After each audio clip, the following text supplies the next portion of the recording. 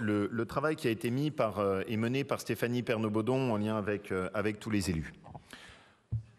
Aujourd'hui, à un moment où on est tous dans cette bataille contre les emplois délocalisables, les premiers emplois non délocalisables, ce sont nos emplois de notre économie de proximité. Et ce sont les premiers emplois qu'on doit défendre.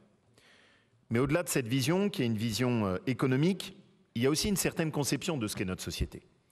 C'est-à-dire, est-ce qu'on considère que demain, on achètera tous en virtuel, ou est-ce qu'on tient à aller dans des commerces physiques avec des vrais commerçants?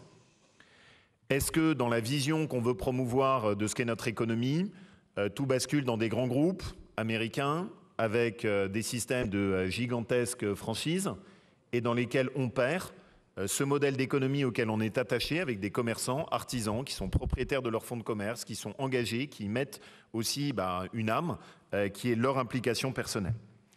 Est-ce que dans la vision qu'on a de notre région, on voit un avenir uniquement avec de gigantesques zones de périphérie commerciale, avec des bâtiments énormes où tout le monde pousse son caddie en achetant des produits faits en Asie?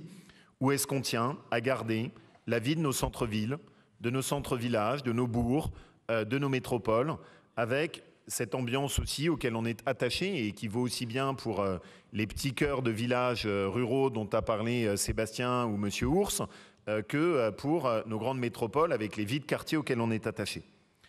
Est-ce que dans la vision qu'on a, on accepte d'avoir une évolution de l'économie dans laquelle, entre la fiscalité et les lourdeurs administratives, on assomme tous ceux qui, parfois seuls, parfois avec leur famille, parfois juste avec un salarié, essayent de se dépêtrer pour faire vivre leur commerce, leur artisanat, leur petite entreprise. Dans notre région, on a toujours cru qu'il fallait défendre cette économie, dont on nous expliquerait que ce serait l'économie d'hier et que l'économie de demain, c'est uniquement la Startup Nation. Moi, je crois à la start-up, je crois au digital, je crois à la nécessité de pousser nos innovations, mais je crois que ce modèle-là n'est pas opposé à celui qui est celui de cette économie de proximité qu'on veut défendre. Et c'est cette vision que porte Stéphanie et sur lesquelles on essaye de donner une vraie ampleur d'action en s'en donnant les moyens. 100 millions d'euros, c'est beaucoup. Il n'y a jamais eu une telle implication au niveau de notre région sur cette politique menée, avec une ligne directrice qui est fondamentale et que je demande vraiment à Stéphanie et au service de la région de bien tenir, Delphine, c'est faire simple, parce qu'on s'adresse à des gens qui n'aiment pas la paperasse administrative, qui n'ont pas de temps à y passer et dans lesquels on sait que si jamais on empile les dossiers et les contrôles, on n'aura personne. Donc il faut que ce soit de la confiance, de la simplicité et de la réactivité. Et puis avec cette volonté d'accompagner de la création, la vie et la transmission. Je pense aussi à la transmission, parce que souvent on l'oublie, et organiser la transmission d'un petit commerce, d'une petite structure d'artisanat, ça n'est pas facile. Et il faut qu'on soit, nous aussi, très présents dans cette partie de la vie de nos artisans et de nos commerces. Après, il y a un objectif, et j'aime bien qu'on se fixe des objectifs. Il faut qu'on arrive à soutenir et à permettre de développer 30 000 emplois, ce qui est vraiment atteignable en s'appuyant et en faisant confiance à l'économie de proximité, et qu'on essaye de le faire avec des outils agiles qui partent dans l'ensemble des directions qui correspondent à ce qu'est la vie des commerces et des artisans de proximité. Je vais donner quelques exemples. Quand un commerce veut investir pour rester attractif, donner une nouvelle vie, attirer des nouveaux clients, c'est important qu'on puisse être là pour les aider à investir. Parce que dans un système bancaire avec des taux d'intérêt qui sont élevés, on le sait bien, s'il n'y a pas une petite mise de fonds, c'est difficile. Ce n'est pas toujours des sommes considérables. Mais souvenez-vous, pendant le Covid, quand collectivement on avait réussi à mettre en place ces dispositifs, ça avait vraiment donné de l'oxygène à nos commerces et à nos artisans de proximité.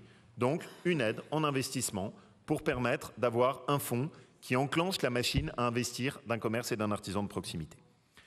Deuxième exemple, quand on connaît bien la réalité de nos artisans et de nos commerçants, ce qu'il y a de terrible, c'est quand au fond, pour avoir accès à un prêt, on leur demande de mettre en caution leur maison et leurs biens personnels. Et ça, c'est pas juste. Parce que, voilà, c'est déjà beaucoup de prise de risque, c'est un tempérament d'entrepreneur. Si en plus, vous mettez en péril la totalité de votre famille, ça, c'est pas bien. Et c'est pas acceptable. Parce qu'on peut pas avoir des gens qui travaillent, dur, prennent des risques, investissent, et en plus leur dire si ça tourne mal, vous êtes ruiné, pas seulement votre commerce, mais toute votre famille.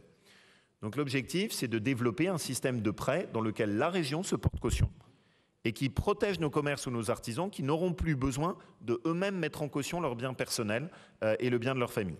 Donc ça, c'est un dispositif auquel je crois beaucoup et je veux ici remercier la Banque Populaire Auvergne-Rhône-Alpes qui nous a fait confiance et avec laquelle on va développer cet outil. Troisième point, et qui correspond un peu à ce qui était l'intervention à la fois de M. Ours et de Sébastien, le soutien au dernier commerce en zone rurale. Ah, je connais bien l'Ardèche.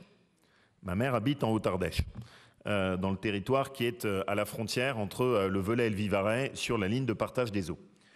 Devecey, c'est une commune qui fait 300 habitants et qui, honnêtement, était parfaitement condamnée à ne plus avoir aucun commerce ni épicerie de proximité. Avec cette vie qu'on connaît bien, tous ceux qui connaissons le monde rural, aussi d'une situation où vous avez des personnes âgées qui n'ont pas forcément de moyens de déplacement et pour lesquelles organiser les courses, pouvoir juste avoir du dépannage quand on en a besoin, ça ne se fait pas si facilement. Et cette petite commune de Devecey, que moi j'adore, a développé le Cabistou, qui est leur dernier commerce qui a été acheté par la commune avec un investissement de la commune, qui a permis ensuite de le mettre en location avec un prix qui est plus avantageux pour des commerçants restaurateurs qui se sont mis dedans et qui pratiquent à la fois un petit restaurant qui correspond au fonctionnement de la période d'été, mais c'est bien aussi, et qui correspond aussi à la possibilité d'ouvrir l'épicerie. Ça, c'est ce qu'on veut défendre. Et ça correspond à ce dispositif, dernier commerce en zone rurale, sur lesquels on aide nos collectivités locales et nos maires à investir pour soutenir, parce qu'un commerce, pour moi, dans une zone rurale, c'est comme un service public. C'est le signe de présence et c'est le signe que le village n'est pas mort et qu'il y a une vie, il y a un avenir. Donc c'est très important qu'on le défende. Après, il y a d'autres dispositifs. On est tous très inquiets de la mise en place des ZFE, y compris avec leur côté extrêmement radical, en tout cas sur la métropole de Lyon, qui est la seule métropole de France avec celle d'Hidalgo à Paris, à pousser une mise en place de ZFE aussi radicale et sans la moindre marge de souplesse. Et les commerçants nous alertent beaucoup sur les risques. Donc l'objectif pour nous, c'est de pouvoir venir en aide aussi aux commerçants qui risquent quand même d'avoir un choc de fréquentation extrêmement lourd avec la mise en place de la ZFE, donc à nous d'être bons. Et puis enfin, il y a 3 catégories qui sont des catégories un peu emblématiques pour nous. D'abord nos marchés, nos forains. Dans un contexte de perte de pouvoir d'achat importante, il faut qu'on les défende. Ça peut être, Claude, nos agriculteurs qui vont sur nos marchés. Ça peut être ceux qui contribuent à vendre les produits de l'artisanat qui sont fabriqués dans notre région. Et donc l'objectif, c'est d'aider les forains à investir. Et j'aurai besoin de vous parce que ce sont des dispositifs qu'il faudra faire connaître. Et les forains, souvent, ne sont pas au courant de ce genre d'outils. Donc il faudra vraiment qu'on soit un peu proactif pour pouvoir contribuer à les faire connaître. Le deuxième, c'est les buralistes, qui correspondent à un lieu de vie et d'autant plus avec un développement important grâce au président de la Fédération des buralistes, qui est un homme remarquable, qui a donné beaucoup d'énergie à la profession en la réinventant complètement, et souvent avec les bureaux de tabac qui sont aussi maintenant des points d'accès pour un certain nombre de formalités, aussi bien financières, mais la poste, etc., et qui sont aussi des lieux qu'on souhaite défendre et protéger, parce que ça correspond à des lieux de vie qui sont importants. Et puis les derniers dont je voudrais parler, parce qu'ils sont en ce moment dans une situation très difficile, ce sont nos taxis.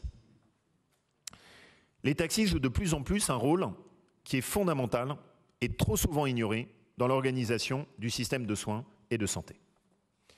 La réalité, ça vaut aussi bien quand on est en zone urbaine qu'en zone rurale, c'est qu'avec la désertification médicale, et qui touche, on le sait bien, aussi bien nos zones rurales qu'urbaines, avec la fermeture d'un certain nombre de services de soins, il faut souvent des grandes distances pour pouvoir aller à un rendez-vous médical, passer un IRM, un scanner. Et on a parfois sur des trajets qui ne sont pas couverts par des trajets de transport collectif. Ce sont les taxis qui assurent ça. Et ce qu'on oublie. En ce moment, ils sont complètement écrasés par la caisse primaire d'assurance maladie qui est en train de leur faire peser la responsabilité de l'équilibre financier de tout le système. Or, pourtant, la seule chose qu'ils font, c'est qu'ils répondent à des prescriptions médicales avec des coupons de transport. Ça n'est pas eux qui décident. Et avec l'évolution des tarifs, on est en train de leur imposer, selon que c'est un trajet classique ou selon que c'est un trajet médical, des tarifs différenciés. On a juste des taxis qui sont en train de passer en dessous du point de rentabilité, alors que ce sont des professions qui travaillent dur et qui sont fondamentales dans l'équilibre de notre système de santé et de transport. Donc notre objectif, c'est de mettre en place une politique forte aux côtés de nos taxis. Et j'en profite pour le dire, c'est une profession qui en ce moment a besoin de nous parce qu'ils ont vraiment le sentiment de ne pas être écoutés, humiliés et ne pas être reconnus dans leur rôle. Donc je veux le dire ici, on a besoin de nos artisans taxis qui permettent de faire vivre nos territoires et qui jouent un rôle dans l'organisation du système de soins absolument fondamental. Ça va du système de soins, mais aussi sur les problématiques de tourisme, notamment dans nos vallées alpines, en passant par les problématiques de déplacement pour des gens qui n'ont pas de moyens de transport. Donc c'est un levier qui est très important pour nous et qu'on doit défendre. Voilà, donc ça fait partie des 7 volets qu'on portera en commun. Et je veux vraiment remercier à la fois Stéphanie et le travail qui a été mené collectivement pour avancer dessus. Merci beaucoup. Nous allons passer